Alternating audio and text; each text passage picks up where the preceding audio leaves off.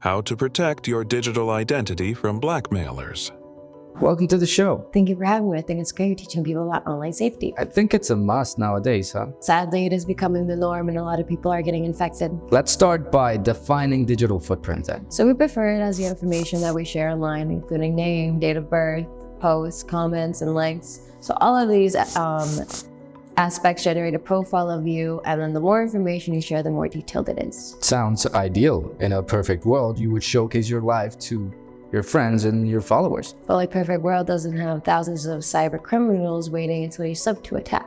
So these tech experts work in packs, creating criminal organizations that infest apps to look for vulnerable accounts. How they target you. So the why is really simple. So these criminals work scamming people for a living, just as you and I come to the office and do our daily tasks.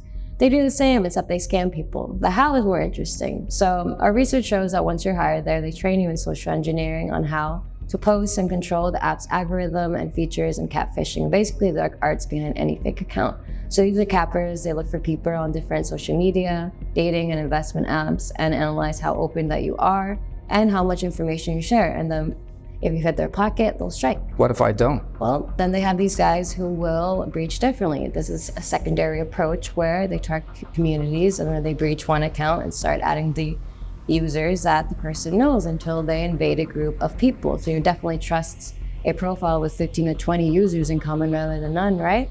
I think anyone would. Well, you just accepted a potential blackmailer just like that. What happens after?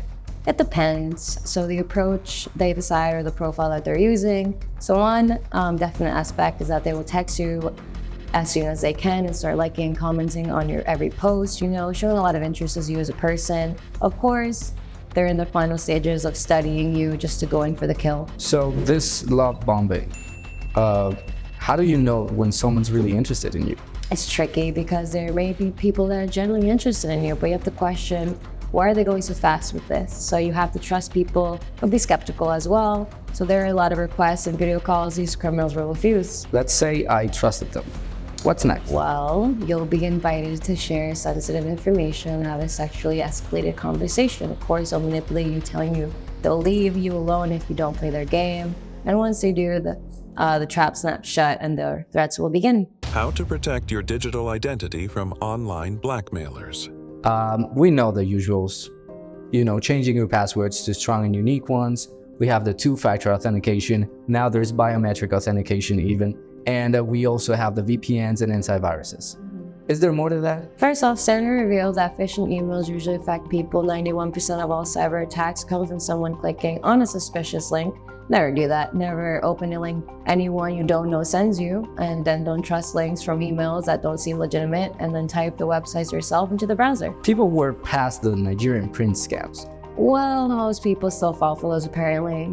You can also consider using several emails, one where you have for your banking information and such, and the other one for your social media and online dating apps. So this will prevent criminals from accessing your portals. That's pretty cool. I've heard about Wi-Fi issues as well. Yeah, the issue is that people use public networks without ignoring the lax security behind them, so scammers can affect the net and access their devices in no time, and some people even make payments using their credit cards with these networks. So the other side of the issue is that you're having your Wi-Fi active. It can constantly look for open networks, and scammers can set up quickly networks, and then with one connection, they're into your info.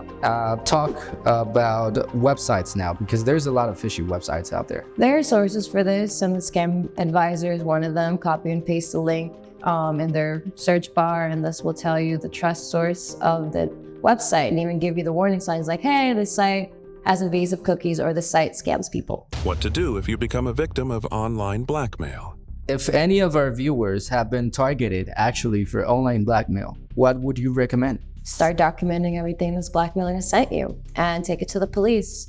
While their cybercrime units are slow, they will investigate, and that's always positive. Now, in terms of security standards for the apps, would you recommend reporting that? Well, there's been a big fuss around it, seeing Snapchat and Facebook being exposed for their lack of prevention and action against this. But if their security team sees your request, they'll remove this criminal from their app, ban their IP, their device, and email, so you could save others from it. Let's move to the users who want to protect their wallets against online blackmail. Well, if they have not been hit or they just don't want to pay, a credit freeze is a great choice. It basically tells any credit bureau to deny any requests for loans or credit cards and even flag big transactions. So the good part is that you can always activate and deactivate this from your portals. Talking about mental health here, what would you recommend the audience? Talk to someone. Definitely talk to someone, a friend, maybe your family, maybe a therapist. You're overstressed and overlooking, perspectives and options that they could give you. Then there's also the helplines, which are a great resource. Yeah, helplines are there for a reason. They can provide great value and assistance. The ones I personally recommend are stopncii.org, a preventative tool against CI. You can upload a photo, it creates a digital mark, and no photo of you will be posted online. There are also great resource centers like stopsextortion.com and of course our helpline. Digital Forensic Services. You've been working for us for 8 years already. Would you recommend our services? Well, this could be frowned upon, but we act faster than any other service, even the police. So if you want a fast and effective solution, choose us.